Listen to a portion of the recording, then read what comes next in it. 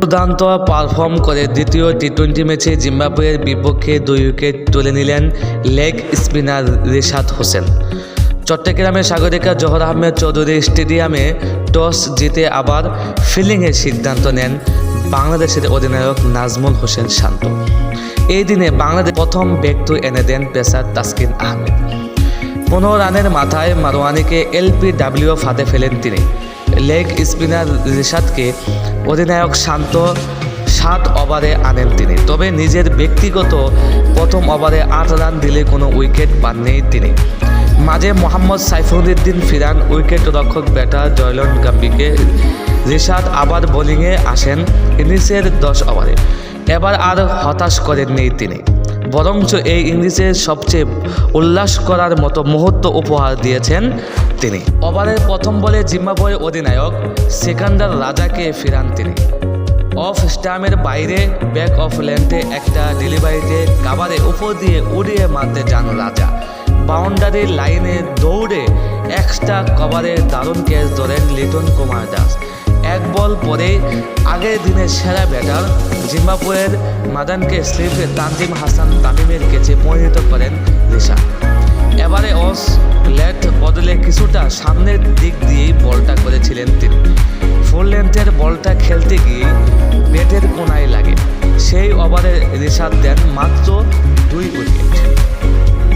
এরপর 12তম এসে তিনি নিজের ব্যক্তিগত 3 ওভারে রিশাদ দেন মাত্র 9 রান। আর শেষ ওভারে অবশ্য কিছুটাকে হারিয়ে খরচ করেন 14 রান। তার বোলিং স্ট্যাম্পের দ্বারায় 4 ওভারে 33 রান খরচ করে 2 উইকেট। দ্বিতীয় টি-20 বোলিং লাইন এবং লেন্থ চোখে পড়ার মতো উন্নতি করেছেন এই লেগ স্পিনার। ব্যাটারের ব্যাট করার ধরন, শক্তির মাত্রা ও ফিল্ডিং স্টাফ অনুযায়ী নিয়ন্ত্রিত দায়িত্বশীল বোলিং করেছেন তিনি। সেই ফাঁদে পা দিয়েছেন ব্যাটাররাও, যার ফলস্বরূপ ফরম্যাটে থাকা ব্যাটার রাজা মাদানকে ফিরে গিয়েছে মাত্র 3-0 রান করে।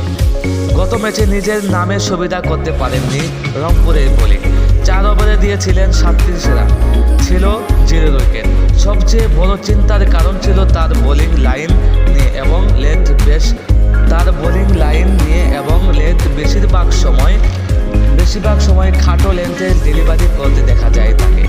তবে এই ম্যাচে নিজেকে আবারও আগের রূপে ফিরিয়ে এনেছেন রিশাদ। সাম্প্রতিক সময় দারুণ ফরম্যাটে আছেন Rishad Hossain. Dhaka premier league division এবারে আসরে শাহিন কুকুর ক্রিকেট ক্লাব হয়ে খেলেছেন 10টি ম্যাচ। এই ডান হাতে লেগ স্পিনার করেছেন দুর্দান্ত বোলিং। 12.7.3 গড়ে 23 উইকেট শিকার করেন তিনি। ইগর মিছিল 4 ওভারে কম একটা ফাইবার লিগ তার দুর্দান্ত ফরম্যাটে থেকেই নির্বাচক টিম ম্যানেজমেন্ট সকলের মন জয় করে নিয়েছেন তিনি। আসন্ন টি-20 বিশ্বকাপে বাংলাদেশের দলে থাকবেন ও সাফল্যের অংশ হবেন এই লেগ স্পিনার আশা করা যায়।